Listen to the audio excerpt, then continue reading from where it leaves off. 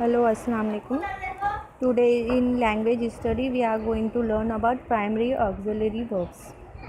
तो आपको तो बच्चों पता है verbs, action verbs आपने बहुत सारे याद रखे हैं, like playing, writing, reading, all those are action verbs. So today we are going to learn about new primary auxiliary verbs. The most common auxiliary verbs which can stand alone in the sentence are forms of be and do and have. They are called primary auxiliary verbs. कौन से forms में होते हैं? Be, do and have. तो उसके examples देखेंगे like she is a student. तो जो ये अंडरलाइन वर्ड्स है is are primary auxiliary verb.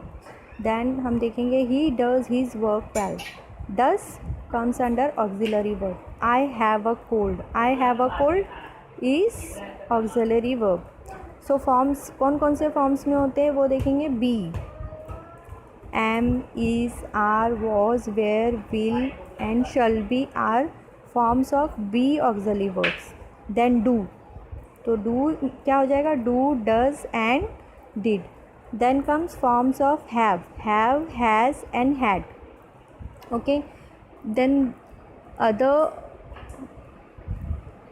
verb example is modal auxiliary verbs. Modal auxiliary verbs are those verbs they are occupying the main verbs, जो main verbs के साथ होते हैं.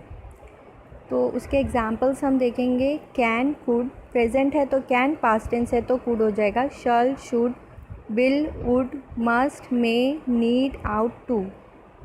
N example he can work hard. देखो main verb है work, लेकिन उसके साथ मॉडल ऑक्सिलरी वर्ब क्या लगा है? Can.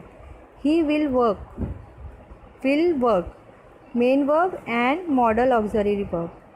He must work. So all those are the example of modal auxiliary verb.